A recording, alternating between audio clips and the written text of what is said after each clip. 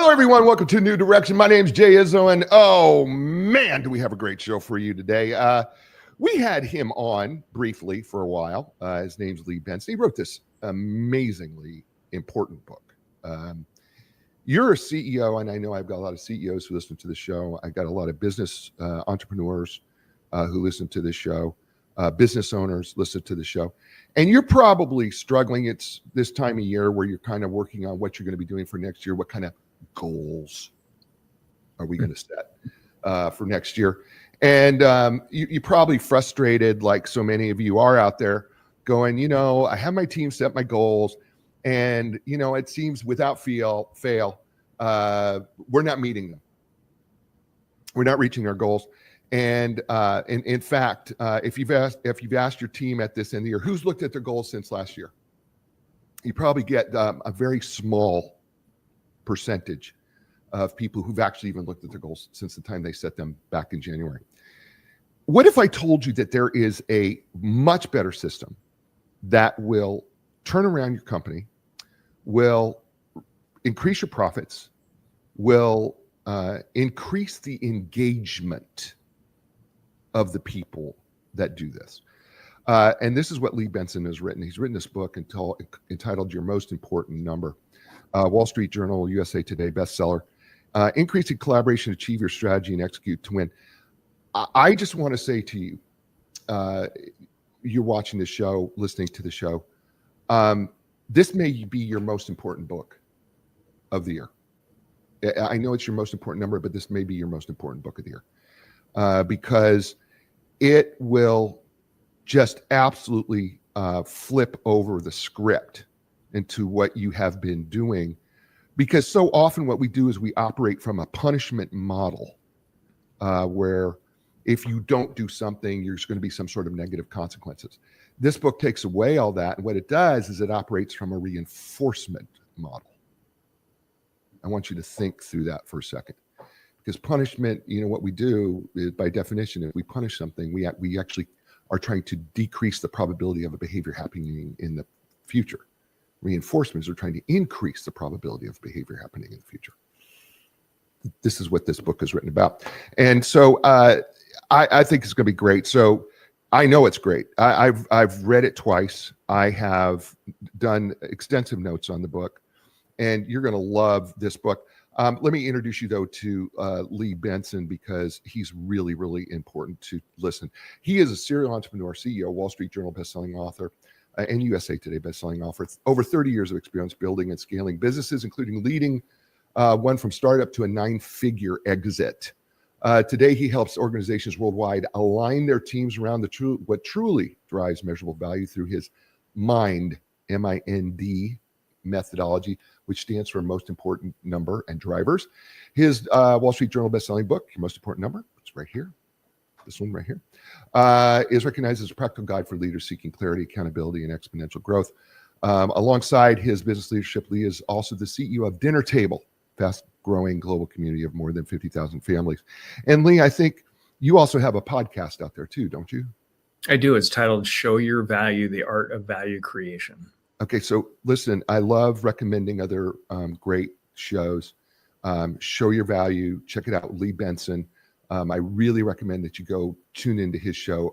I'm telling you, it's going to be value for you. I promise it will be. Lee, let's dig right into the book. I want to start kind of in this introduction area real quick, because management operating systems is something that some folks are going to be very familiar with, some are not going to be, but there's so we probably need to define that for them. And then here's the thing, is that what you have done with your mind system here is you've got a different solution. And I want us to kind of talk about that. And then let's talk about the benefits of that. So there's 3 questions there. All right. Let's define what management operating system is, what your solution is compared to that, and then what the benefits you've seen so far. Yeah. Well, first, every single organization out there that's up and running has a management operating system. They're running the business in some way, and it's either intentional or it's unintentional. And to have an intentional management operating system, It's really getting everybody locked into working together to continually increase the value of your business. It's really that simple.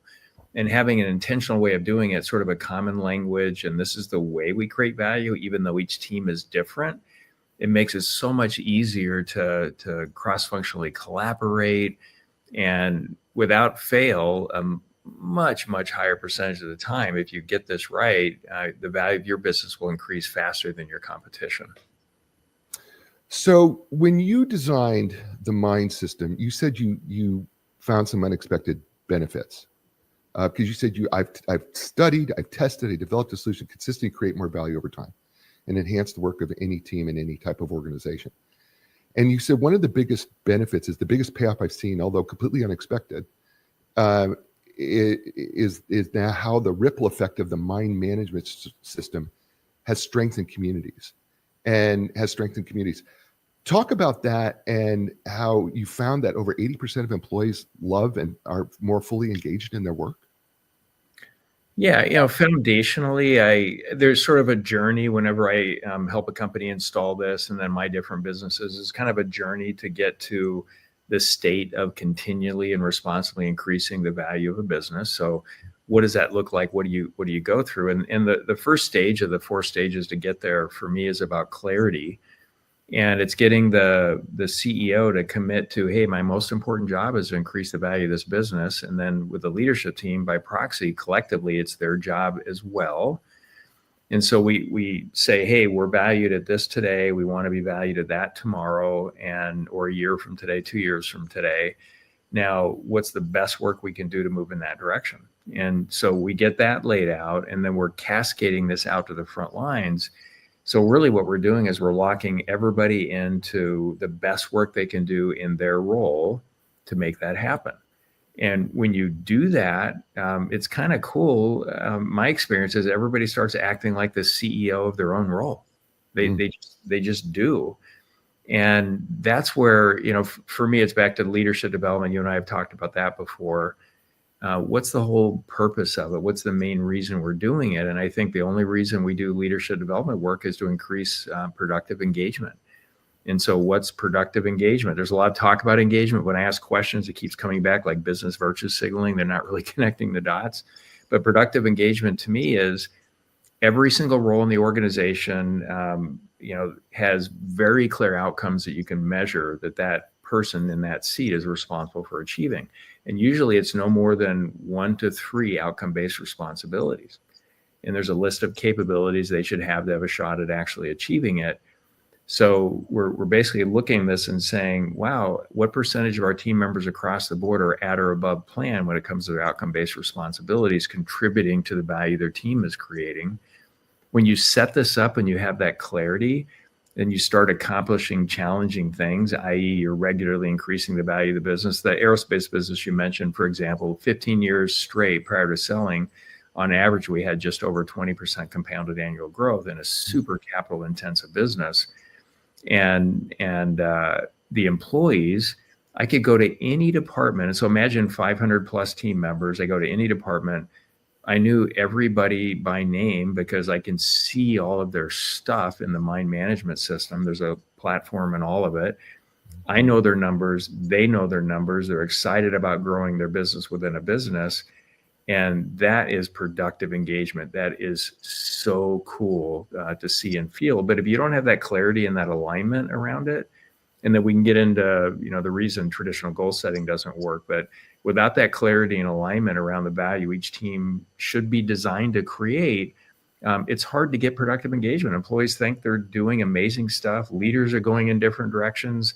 It's really cool stuff, but it's not together. And it starts at the top. If they can't agree that their job is to increase the value of the business, then what are we cascading out, right? Right. Yeah. And that's where this book starts in chapter 1, entitled, by the way, Alignment Begins at the Top. And as you talk about senior leadership sets the direction, I have said repeatedly that there are no business problems. There's only personal problems that affect your business or infect your business. I say that more accurately.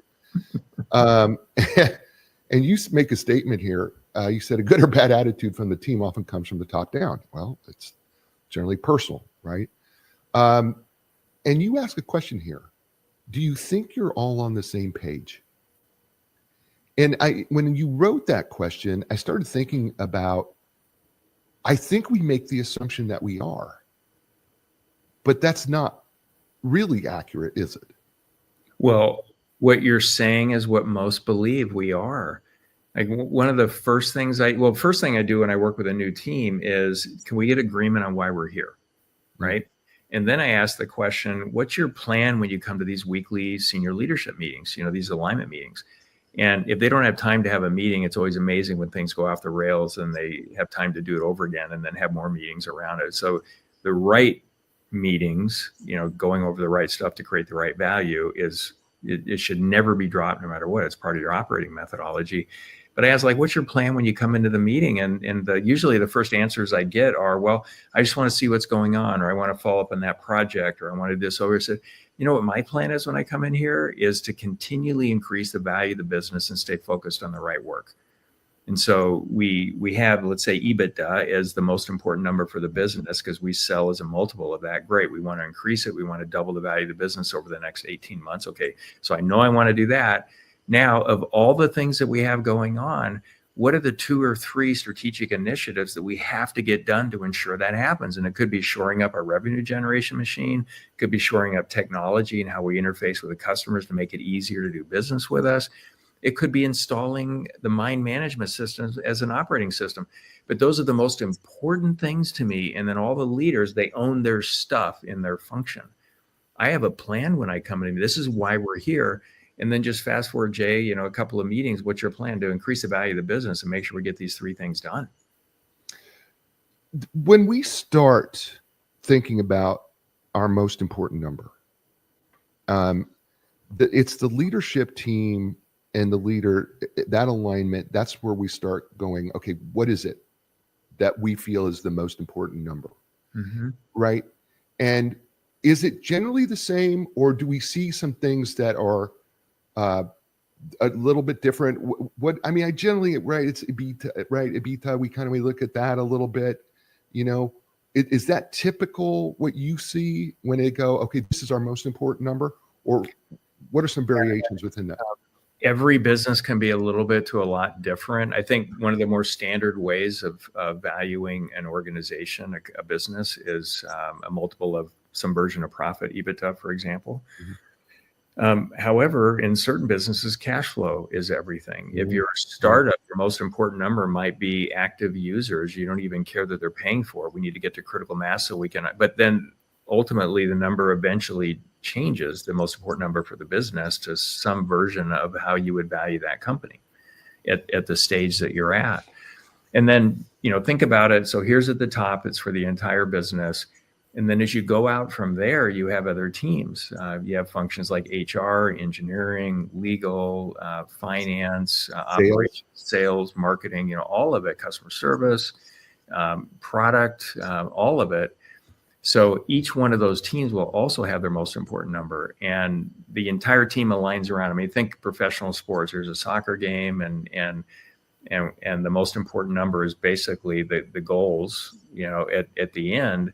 But we're still measuring a lot of other things in terms of performance of the players to help us make better decisions to get ready for the game. So every team will have a most important number that's reflective of the value they were designed to create, and will drive the majority of the right behavior. So you can have a most important number that sounds really good, it looks good. It's important to make a list of, if everybody's driving to that number on this team within an organization, what are the behaviors it will drive that will help us, and what are the behaviors that could potentially harm us? And you want one that has a much bigger list on the help us side, and you always want to be on the lookout to make sure these harmful behaviors don't happen. So every team has that. So you could have a company with 3 teams. You've got the senior team and the number for the company, a couple of supporting teams, their number. If everything's green before that top level or under that top level, then you should be hitting your goals. But what if you have 10 teams? What if you have 500 teams? What if you have 1,000 teams? To be able to look at that Christmas tree, if you will, or a starburst graph view of it, you can see red, green, or yellow everywhere based on these most important number plans. So if let's say it's EBITDA, we're at $1 million here, we want to be at $2 million there. at any point in time, are we on track, at risk, or behind, or hopefully overdriving? If you're on or above, you're green. So imagine seeing your whole organization in a snapshot instantly, red, green, or yellow, you know right where to go, provided you vetted these numbers, that they're the right numbers. And then every team is getting around that. And I find, like some of our previous discussions, I find that the whole team working on winning on that scoreboard is a lot more effective, a lot more energizing than, hey, every 3 months, create 3 goals, run it by your manager, rinse and repeat every 3 months. That process feels terrible. And every time I've audited goals inside organizations, less than 10% of them are super thoughtful.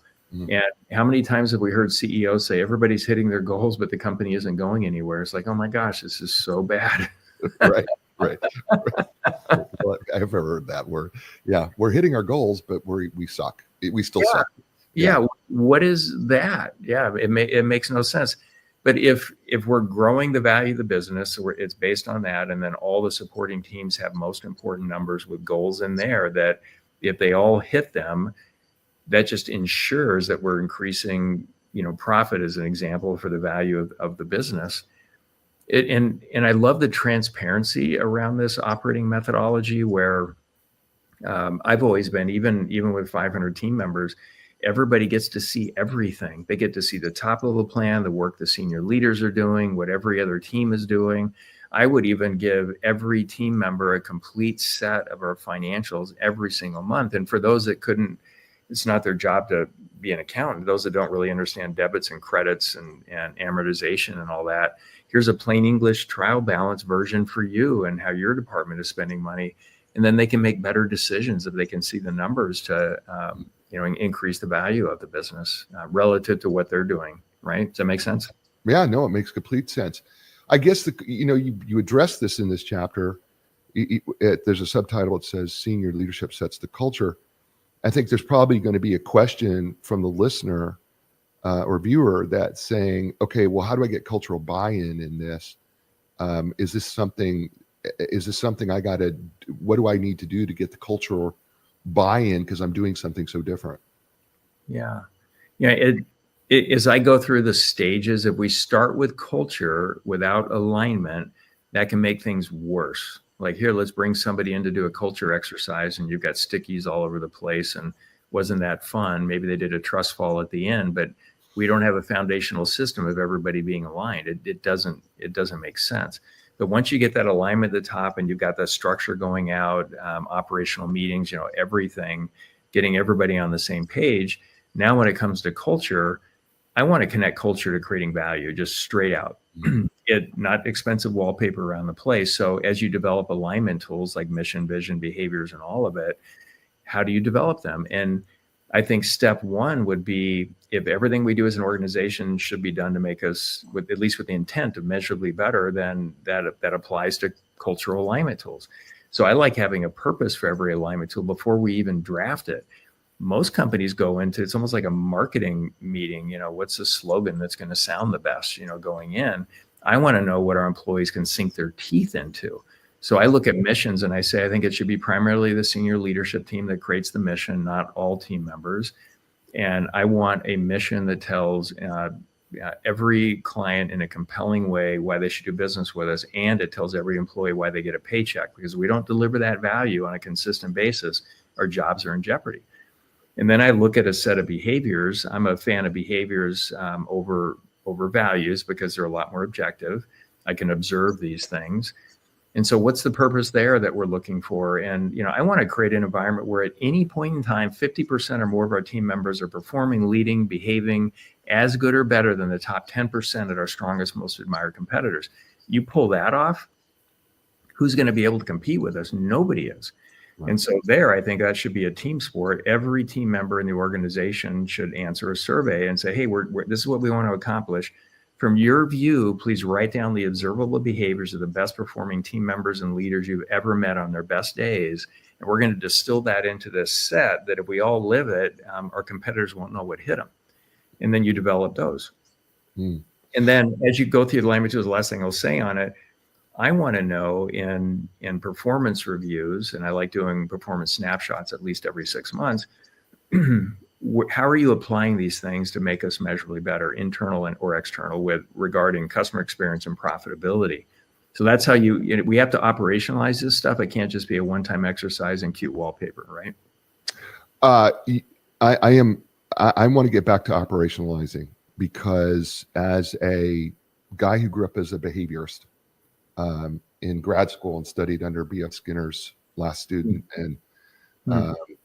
and whose advisor co-wrote the Handbook for Applied Behavior Analysis, operationalization of terms and behaviors is so critically important. I want to get back to that. We're going to take a break right now. His name is Lee Benson. His outstanding book, again, I think is going to be your most important book, is actually entitled Your Most Important Number. Increase collaboration, achieve your strategy, execute to win. Absolutely fantastic. Bookstores everywhere. Get it. Bestseller, Wall Street Journal, bestseller, USA Today. You're listening to Lee Benson here on A New Direction. Hey, folks, got to talk about Zoundy, one of my sponsors. Listen, ultimate game changer for authors, publishers, and professionals in the audiobook space. Listen, I've got 4 books out there. I've got books that I've done in audio format. Have to tell you, once I joined Zoundy, the difference is amazing. Why? Most of the time, people will download my book, and I never know it. Outside if I see sales, right? Here's the thing. I actually can get in contact with the people who downloaded the book, and I can ask them what they liked about it, what they didn't like about it, what they'd like to see me to write next. They got questions that I could answer about the book. This is what I love about Zoundy. So listen, Zoundy, ZOUNDY.com is the place to go. I got a special code for you. It's zoundy.com/J, J-A-Y, and just use my code JAY25. You'll unlock special savings. Check them out. It's really a great thing for those of you who are in the authors publishing space, in the audiobook space. And Linda Craft Team Realtors, for more than 40 years, they've helped people transition in life. Listen, I know it's real estate, but the fact of the matter is every place you've ever lived has been a life transition. They know how to take the stress out of it, and they've been doing it for 40 years successfully for thousands of people. They can, wherever you live, they're independently owned and operated, not associated with a national company, and they can find the very best realtor in your rare area because they have those type of connections. Check them out. They're absolutely outstanding. The best of the best. LindaCraft.com, LindaCraft.com. And we're back here on A New Direction with Lee Benson in his book, Your Most Important Number. Just getting started, increase collaboration, achieve your strategy, and execute to win. Absolutely outstanding. Lee, I want to talk about we left talking about we have to operationalize things. And this is a term that we do not use in the business world very often when it comes to, you call them drivers, but they're behaviors ultimately. And what are those specific behaviors? And the thing that I think we get locked into in the business world, I've seen it in coaching businesses, is they go, well, we just need you to meet your numbers, right? You've got to make X number of phone calls or whatever that is, right? Which is a behavior, but we're not really operationalizing and explaining. There's no whys. It's kind of it's a numbers game. But when we talk about drivers in terms of your most important number, it's more than just that. Maybe help people understand the drivers behind that a little bit. Yeah. When I think about drivers, there are behaviors. So you've got these cultural alignment tools, how we agree to interact with each other to create the most value. And then I also think for every team, let's say you pick sales, what are the things that sales can leverage that basically drive that number of the profitable sales to go up? And these drivers could be, one could be CRM. Like a lot of companies could do that a whole lot better, make sure everything's in, that we're nurturing these sales qualified leads, well enough to convert them at a higher and higher percentage. That's something. Sales training is something that we could leverage. There's always a better way to do that. So refining the CRM, refining how we do sales training. There's product. There's a number of things that sales can leverage to be able to increase that number and think bigger. A client that I was working with this morning, when it came to sales, being able to leverage larger deals rather than just going in, I want this piece and that piece and compete there. Let's compete programmatically, if you will, and get bigger deals. I had a sales guy a long time ago. I hired him first year working for us. He sold $1 million worth of repair and overhaul services. Never did that before. Thought that was it. That's incredible. Fast forward to when I sold the company, we built a team around him. He was selling $40 million a year. It was a big chunk of our sales. And so there, these drivers, the behaviors, 100%, how we get things done, how we interact with each other, wildly important to be consistent there. And then every team will have different things that they can leverage that drive the value that they're creating, or their most important number, to stay on or above plan all the way through. So that's the intent. So you've got the most important number, you have the drivers, the entire team is leveraging those drivers, those things to keep on track. And every team member in their role will have an additional 1 to 3 outcome-based responsibilities that we're measuring. So that's how I think about it. Mm-hmm. And the simplicity of it is what's really cool. Like, we're coming in, we know we're going after that number. Everybody knows exactly what they're supposed to be doing. Training is straightforward. You're hiring more effectively. You're developing along the way more effectively, all of it. And I think we should, Jay, don't you? I'm sure you agree. Our job is to make complexity simple, not complexity impossible. And some companies, I think they almost pride themselves on making complexity impossible. It's like, no, let's get back to simple and aligned. Yeah, it does. It's gotten way too complicated.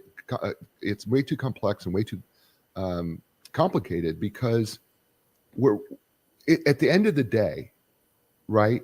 It's really comes down to, you have something that you're trying to sell, mm-hmm.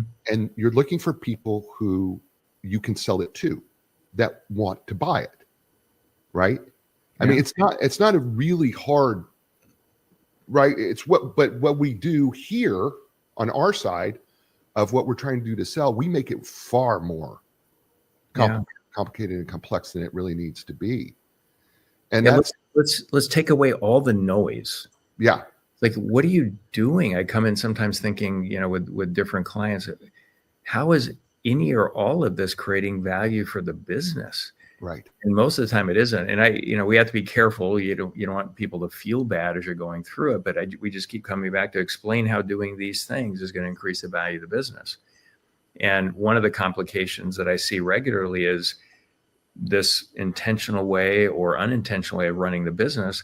They could be doing it in 15 different systems. Why don't we just put it in one system and everybody can see it? How much time would that save? A ton. A ton. Yeah. A ton of time. You talk about value mindset, right? I talk a lot about mindset, growth mindset, open mindset, prevention mindset, inward versus outward mindset, such and so forth.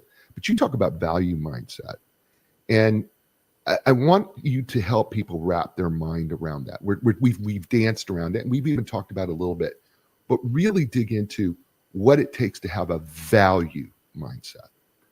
Yeah, and specifically a value creation mindset. Everything that I do is going to create value for my family, for myself personally, for the business that I work for. And I encourage everyone to think about it holistically: material, emotional, and spiritual. Again, spiritual's connectedness. Yeah. And so how is this creating value? And I think the big difference in how it manifests in most companies, they have job descriptions. And you ask people, well, hey, how do you create value for the business? And they start listing a job description. And a lot of leaders do that too. If they do that, wow, what an amazing opportunity to change course and do better. But if they're giving you a job description, wouldn't it be better if you asked a leader, hey, how do you create value for the organization? And said, oh, well, I run the sales department, and our most important number is profitable sales. And we want to be at 10 million this year. We're halfway through. We're just over 5 million. So we're ahead of plan. And my team wants to get to 12 million. Here's all the things that we're leveraging to try to blow through our $10 million number. I'm leading the team, and this is amazing. And you can't get them to shut up. Okay, I get it. You're on top of it. That's a pretty cool answer. Now, let's say here's a salesperson or a support staff for the sales team. hey, how do you create value for the organization? Well, here's my role. Here are the two things that I'm measured on and how I contribute. And I'm doing my best work to help the team achieve the most important number for sales. And let me show you the work that we're doing. It's incredible. What would that sound like if you asked the question, or compared to, well, I work in sales and here's my job description? Well, it's a way different. It's a way different conversation for sure. Yeah. But it's a way different way of thinking, because that's where I think when you talk about value creation, is that mindset is that you have to adopt a different way of thinking. Every person has to. I mean, from the person, an administrative person who answers the phones, to your top salespeople, to your CEO, to your middle management, wherever, that has to be a unified value creation mindset, that they see it, which is really akin to me to, I know what my why is. I mean, that's a Simon Sinek thing, but it really is. This is why I'm doing it. And these are the behaviors I do to make that happen. Yeah. And I'm a firm believer that we're four-part people: physical, mental, emotional, spiritual people. And I think when we can make all of those things connected, right? I think, and we can see that, I'm creating value because I'm connected here in this way to this group or to this team. And there's my spiritual connection here. And I'm emotionally invested because I'm enthusiastic about it, and I'm totally engaged, and I'm excited about what I'm doing. Mentally, I'm learning more. I'm increasing my learning so that I can be better for the team. And physically, I am absolutely present here. I am not only on time, I'm giving every effort I possibly can. That seems to be the full encompassing of the value creation mindset when we're fully engaged in it. Yeah, I would agree. It's a way of thinking about it. I'm here to create value in the world. Here's my sweet spot. You can call it, when I work with kids, and I've worked with a lot of them and continue to work with a lot of them, hey, what are your value creation superpowers? Is it in the material bucket? Is it in the emotional energy? Is it in the spiritual bucket? Is it a combination of those? How do you cultivate it?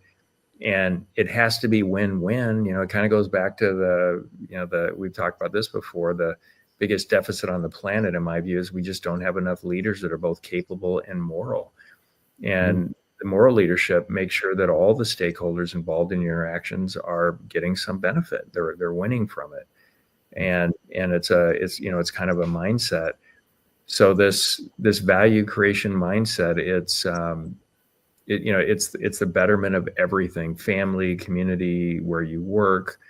I kind of think of it as, my purpose is to perpetuate out holistic value creation behaviors into the world, and through all the different organizations and families and all of it. But I think we all have a responsibility to, collectively improve the future of the human race and what's happening. And not to go too far off the deep end here, but I look at the United States, and I don't think that we're even creating 10% of the value that we could. We're focused on other stupid things, in my view. What if it was 20% or 50% or dream state 80% or above? We would have already populated the solar system and be moving out into the universe. It'd be amazing. But instead, we're so extrinsically motivated, not intrinsically motivated, and not focused fully on creating value. And I see it everywhere. So I think there's a giant opportunity here. Super exciting. Yeah. And you're right. It's a mindset shift. Sometimes people look at me sideways, kind of like dogs do, and they don't know what you're trying to do. But I'm going to keep planting seeds, and I just know sometime in the future it's going to take hold. Well, in chapter 2, you have a subtitle talk about energizing your team, and you talk about employee development, and that it's disconnected from the work that they are actually hired to do. And this is a common approach. And you say this: the common approach to employee development tends to consist of enrolling in a class or program or reading the latest book on a relevant topic with the hope, which is never a strategy, the team member will transfer their learnings into the workplace to improve results. That's not a way to energize your team. And yet we do it, right? I mean, there's people who are listening to the show right now who are going, yeah, I'm guilty. I do it. So what's the alternative? Yeah. Yeah, the employee development piece is super interesting. One size fits all does not work across the board. It just doesn't. And the strategy you mentioned earlier, I call it, let's hire the best and hope for the best. We're just not intentional about anything. And sometimes that works. And in really large companies, make your numbers or you're out, and somebody else comes in and they figure it out. But what a giant missed opportunity because you're not incorporating everybody into it. So when I think about leadership development, team member development, for the role that they're in, we're developing them around capabilities to achieve the outcomes that they agreed to achieve. We're paying them. They agreed to do this and get these results. We want to develop them to do that. And when I think about leadership development, I think 90+% of leadership development dollars spent in the United States are a complete waste because it's one size fits all. Intellectually interesting conversations people are going through, oh, how cool. But when you go back, and I've interviewed a lot of large companies, their HR teams that put this stuff together. Well, how's it going? They say, oh, it's great. We get amazing surveys and people love it and they've made new connections. And I say, okay, well, how has it changed their numbers? And every single time they got nothing. Like there's nothing that shows whether it had impact on their numbers. So I look at a company in a number of different dimensions. I'll just talk about a few. So how ready are you to grow across the board? So for your industry, you could be different. Maybe 10% is reasonable, 100% is reasonable. In aerospace, it was 20% for me. How foundationally ready is the company to grow? What about leadership traits and how leaders show up? Is that shored up and is everybody really living it? I think that's really important. What about business model? Do all the leaders understand it relative to their position? Strategy to me is just approaches to increasing the value of the business. Are we aligned there and how we cascade that out when we set strategic initiatives? What about the value of our stuff? So I can go through different dimensions and I can rank or rate the company in all those dimensions. Hey, we're red, green, or yellow. You can make it that simple.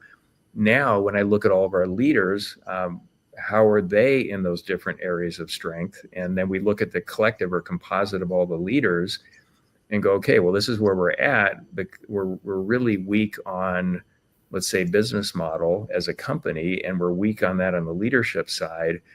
We need to really lean into that. So now this is surgical leadership development for what the team members need and the company needs to collectively create the most value. That's my approach. It's super simple, super straightforward, but it's not just check a leadership development box and I send them through a Sandler training program, right? Mm-hmm. Nothing wrong with that. There's a lot of very well thought out programs out there. And if you're a really sharp, top 10%, you're going to take that and you're going to connect the dots yourself. But I think where you're going with that, Jay, is my experience, 80% of them don't fully connect the dots. Right. 10 to 20% will. And I think that's great, but we want something that works for everybody.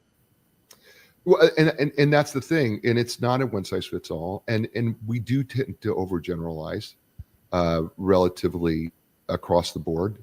We just kind of put everybody into the same bucket and we go, here, do all this, mm-hmm. or learn this, and then you'll get it. Versus that doesn't work the same way for everybody. It can't. It's not possible. Right. We're individuals. And so it cannot be possible to put everybody into the same bucket, expect them to get the same thing going to somewhere or reading the book or whatever it may be, and expecting that magically something is going to happen for everybody. It can't be possible. Yeah, let's be intentional about it.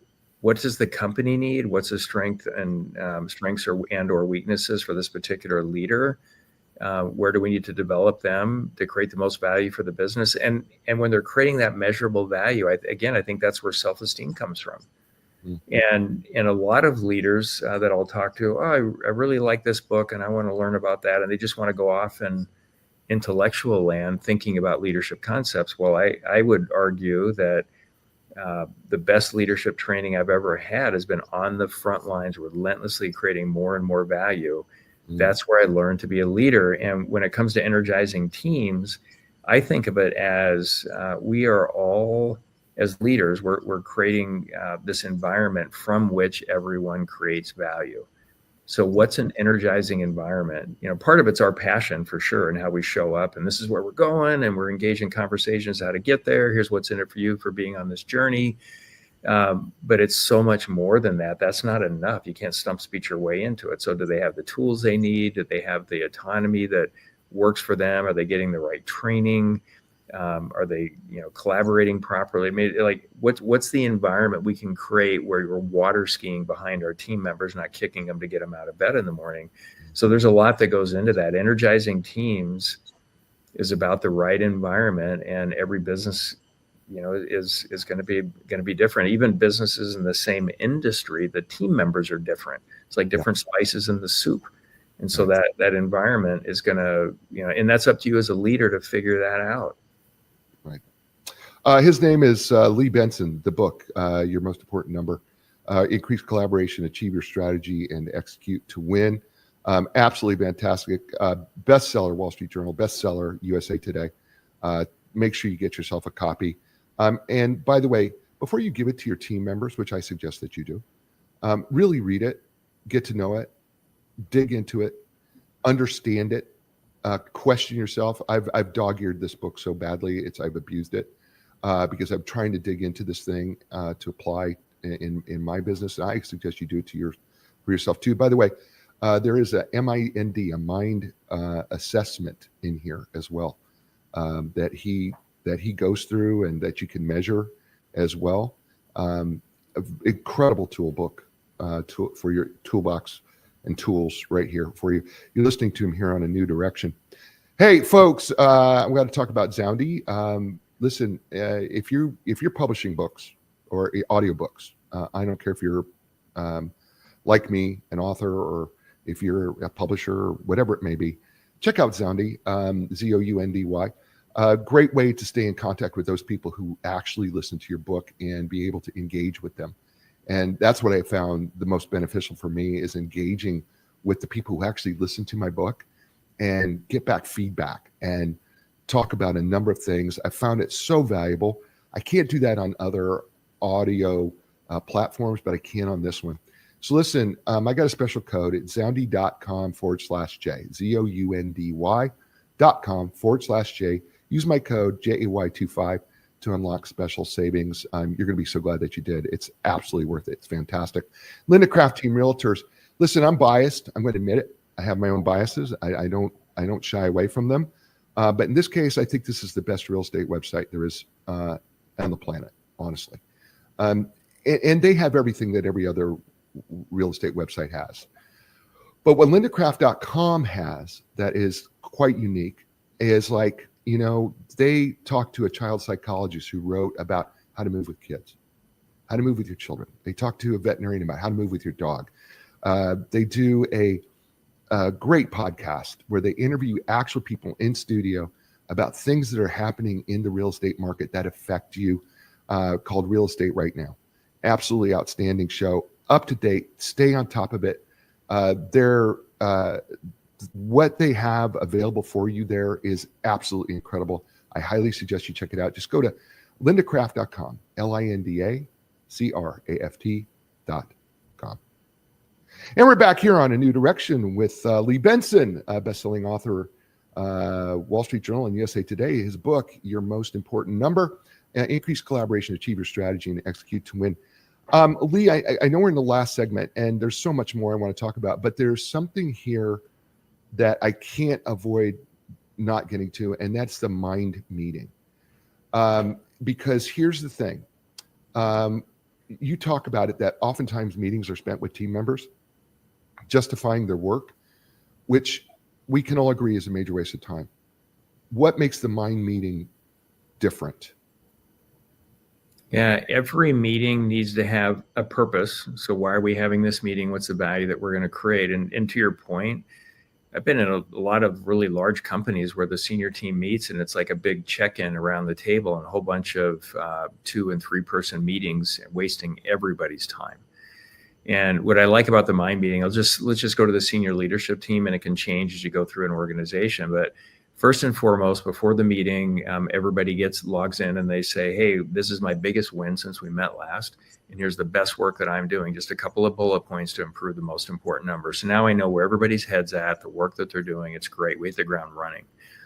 And then the meeting starts and we get right into this at the senior level. These are the strategic initiatives, most important things we have to get done. Everybody has a number of actions around them, holding each other accountable, checking in to make sure they're on track. And then we go right into leveraging the drivers as a senior leadership team to continually increase the value of the business. It's action-packed and it's incredible. And then at the end of each meeting, everybody always shares, what's your biggest takeaway from this meeting that you think will help us increase the value of the business, the most effectively, if you will. And that's amazing. And as you go out to the middle managers meeting, again, I don't know the listeners, some have startups, small, mid, large companies. Yeah. Going through it's a similar format, but we're looking at all the teams appropriately. We're having the conversations, we're continuing the best work to improve our most important numbers, hit those goals, if you will. Now we have purpose. We're here to create this value. This is the best work that we can do. This is what we can leverage. And companies have larger strategic initiatives that you're going to need support from some or all of the teams inside the business. So we need a way to cascade that through and make sure that work's getting done. And also every smaller team, they've got their most important number and there's certain initiatives they have. And something I would say about that, when I get decks around strategic planning, it's not uncommon, especially as companies get bigger, to see over 100 strategic initiatives. And they usually bring us in, myself or my team, to help them execute on it. So I get the deck, and sometimes there'll be 2 or 3 decks, and they're not even really aligned most of the time. But I list it all out, and out of, let's say, 120 strategic initiatives, maybe 15 or 16 are truly strategic initiatives that if you get them done, it will cause a step change in the increase of value of the business. But all the other ones I put into a category called please do your job. Like continuous improvement is a thing. Like we all should be doing that and doing it, harmonized together. But a strategic initiative is an approach to increasing the value of the business that's completely different or different enough over what you've been doing that would cause a step change. At least we think it will. Those are based on our assumptions. So it's really having a purpose for every meeting, not wasting time.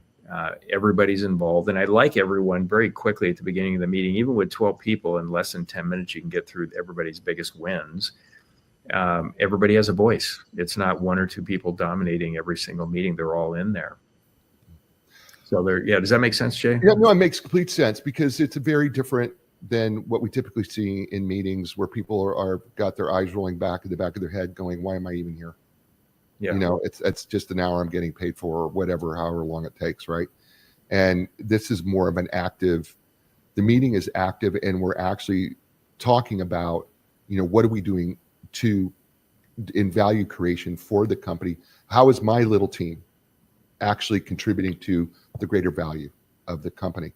And what are we doing? You bring up the word accountability. We like to throw that word around a lot, by the way. It's terribly defined. I think. But when in this situation, we talk about holding people accountable, what is, I think people want to go, well, accountability is a way to punish people. But that's not what we're trying to do here. When you're in these mind meetings and people are being held accountable, what are you trying to get them to do? How are we doing that in a way that is beneficial to them and beneficial to still doing the value creation? Yeah, what you said earlier makes a lot of sense. It's not accountability where you better do it or else, and we're going to be watching you. No, it's getting everybody to own the outcomes. Own the outcomes. Here's the goal. This is what we're going after, the value we're trying to create. Own it as a team. Own your stuff individually as you're parts of that. That's really what it is, and working together. And if I'm slipping a little bit, hey, I need some help. There's a couple of things going on. Can you lean in here a little bit? It's around that. It's supporting each other and owning outcomes, not punitively watching everybody. That's terrible. But it's what happens. That's the reality. Yeah, I agree with you. Yeah, I mean, we see it all the time. You ask a question later on in the book. How do we know that the mind management system is working? How do we know if this is working? Yeah, the value of the business is continually and responsibly increasing.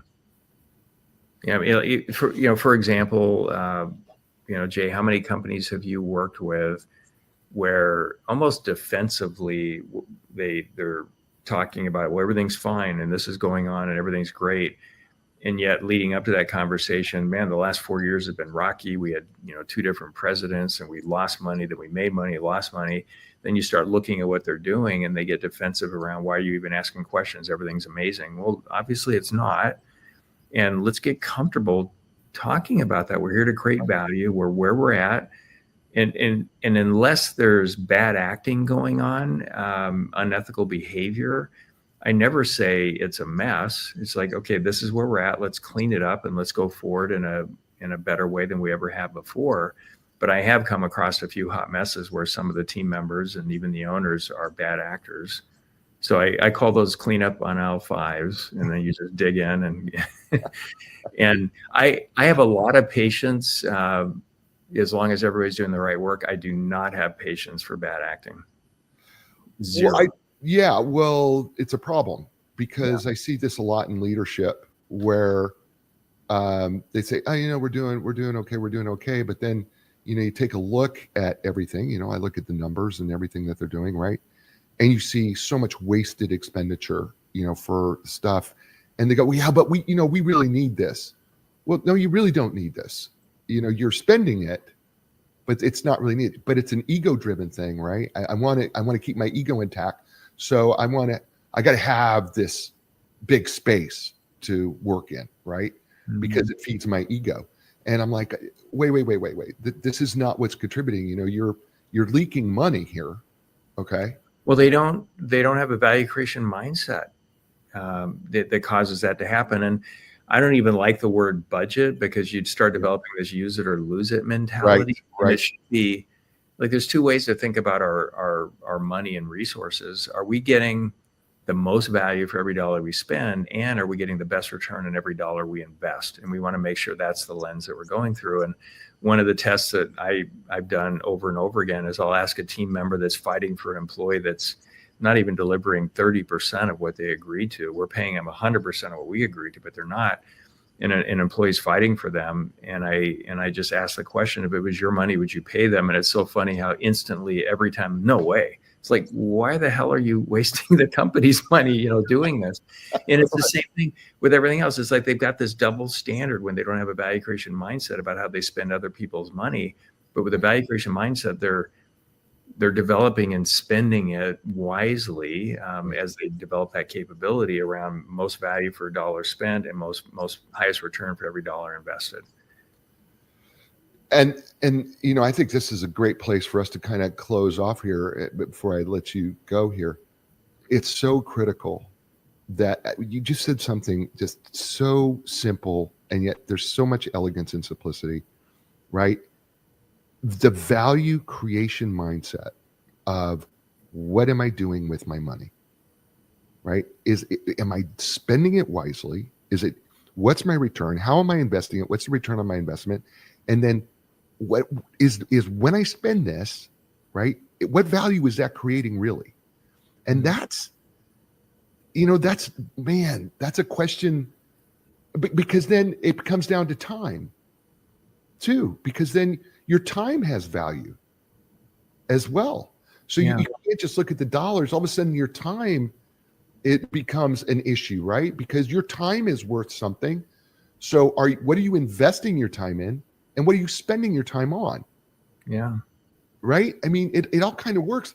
And if you're in a value creation mindset, now it's not just the money, it's your time. Yeah. Right? And it's your behavior, right? Which we talked about, right? It's your thinking, right? We didn't get into, dreaming, but the point is what's the value of your thinking? Because that whole thing has to change. Yeah. Yeah. How are we spending money today to get the most value? There's a lot of commodity type items, very simple example. If we can get a ream of paper for $10, why would we pay 20 if it's the exact same paper, just different suppliers? So we're smart about how we spend. investing, a new team member coming on board is an investment. Hey, we're going to invest in you. We're going to pay you this. You agree to create this value or more to support it. As you create more and more, you could make even more money. Could be a new piece of equipment. It could be buying a competitor. So you've got both, spending wisely, getting the most value out of every dollar, and then investing covers so many different things. And your point around time, incredible. And with the right management operating system, because things start aligning more and more, they get simpler, more streamlined, more efficient, but you also spend so much less time getting the lay of the land because you can just see it. And every day you come in, you hit the ground running, not getting reoriented to the playing field, if you will, coming in. So all this matters. And that goes back to, what is a value creation mindset? Well, it's kind of those two things. And your point is right on. Time is a huge investment. This has been a lot of fun. I could go on for another hour with you and go through the rest of the book, and I would love to do that. It really would. Because we didn't even talk about the 5 critical decision categories and other things that you've got. The book is outstanding, folks. Your most important number. Fantastic. How can people, if they'd like to hire you, because I've got a lot of people who listen to the show, major companies, they'd like to hire you, get more information about your most important number. What's the best way they can do that? Yeah, please go to etw.com and we can help you implement this. We can guide you through a DIY, do-it-yourself version of this. We have a software platform to do it. First user is free and it's $12 per user after, super simple.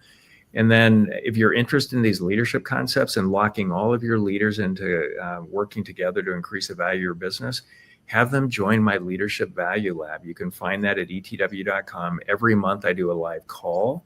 We have an assessment for your leader and lots of resources around these concepts. And just like a startup through a really large company, every year you talk about marketing, but you get better at it. Leadership is the same thing going through. So be part of our Leadership Value Lab community and let's grow our ability to create value together.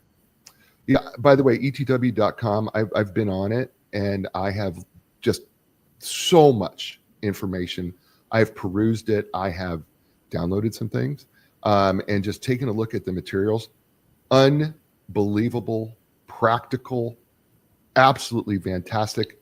You can't help but get something good out of it. But I'm telling you, do it. Just do it. Just go to etw.com. I'll have it on the blog notes for this show.